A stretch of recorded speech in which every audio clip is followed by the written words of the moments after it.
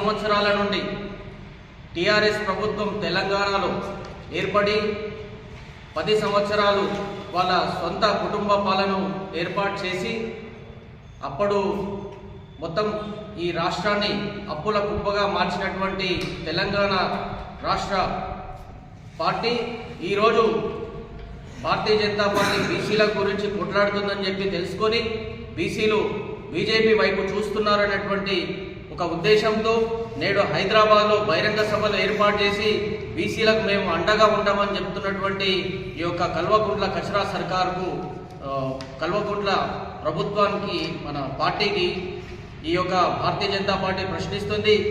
మీరు గత 10 సంవత్సరాల నుండి బీసీలకు ఎన్ని కోట్ల రూపాయల నిధులు ఇచ్చారు, ఎంతమంది నిరుద్యోగ బీసీలను మీరు ఉద్యోగాలు కేటాయించారో మీరు చెప్పాల్సినటువంటి అవసరం ఉంది.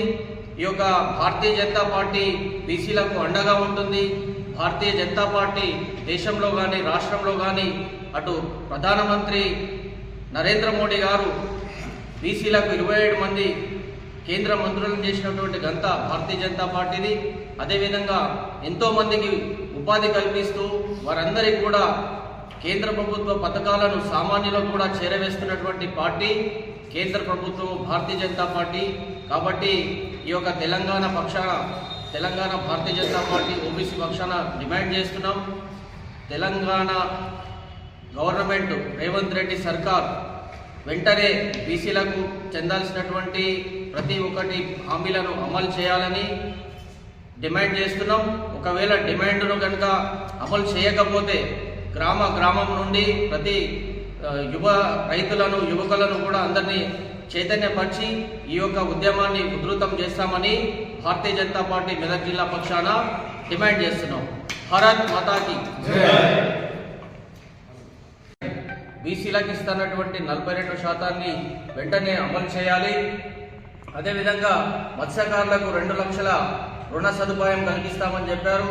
మరియు జ్యోతిరావు ఫులే విశ్వవిద్యాలయాన్ని కానీ ఇతర ఎంబీసీ కులాలకు ఇస్తున్నటువంటి సంక్షేమ మంత్రిత్వ శాఖ కానీ సమగ్ర అభివృద్ధి కోసం కార్పొరేషన్లు ఏర్పాటు చేస్తానని చెప్పినటువంటివి ఏది కూడా ఏర్పాటు చేయకపోవడం, అన్ని జిల్లా కేంద్రాల్లో 50 కోట్లతో కన్వెన్షన్ హాల్లు, ప్రెస్ క్లబ్, స్టడీ సర్కిల్ లాంటివి చేస్తానని చెప్పి ఈ రేవంత్ రెడ్డి సర్కార్ ఎలాంటి కూడా ముందు ప్రతిపాదనలు తీసుకుపోకుండా కాలయాపన చేస్తూ బీసీల పట్ల చులకనగా వ్యవహరిస్తున్నటువంటి దానికి నిరసనగా ఈరోజు భారతీయ జనతా పార్టీ పక్షాన ప్రశ్నిస్తున్నాం.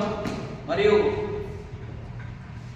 ఈత చెట్ల పెంపకానికి ప్రతి గ్రామంలో 5 ఎకరాల భూమి కేటాయిస్తానని గౌడ కులస్తులకు మాటించినటువంటి రేవంత్ రెడ్డి సర్కార్ మద్యం షాపుల లైసెన్స్ల కోసం ప్రస్తుతం ఉన్నటువంటి రిజర్వేషన్లను 15% నుంచి 25% పెంచడం, జనగాం జిల్లాకు సర్దార్ సర్వరాయ్ పాపన్న గౌడ్ జిల్లాగా పేరు మార్చానని చెప్పేయడం, మరియు మునూరు కాపు తెలంగాణ కార్పొరేషన్ ఏర్పాటు చేసి యువ పారిశ్రామికవేత్తలకు ప్రోత్సహిస్తానని చెప్పడము, స్టడీ సర్కిల్ని ఏర్పాటు చేస్తానని చెప్పినటువంటి ఈ యొక్క ప్రభుత్వానికి ప్రశ్నిస్తున్నటువంటి ఓబీసీ మోర్చా జగిత్యాలలో, నారాయణపేటలో, భువనగిరిలో మెగా పవర్ ప్లాంట్ క్లస్టర్లను ఏర్పాటు చేస్తానని చెప్పేసి అది కూడా ప్రభుత్వం ఏర్పాటు చేయాలని డిమాండ్ చేస్తున్నాం.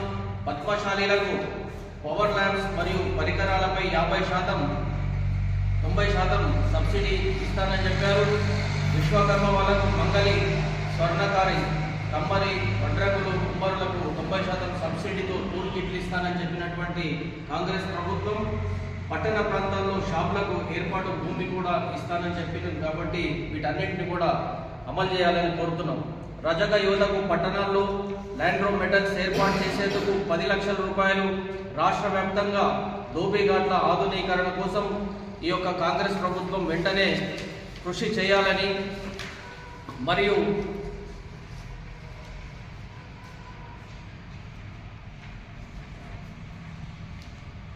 బీసీల కోసం ఎన్నికల్లో చేస్తున్నటువంటి వాగ్దానాలన్నింటినీ కూడా వెంటనే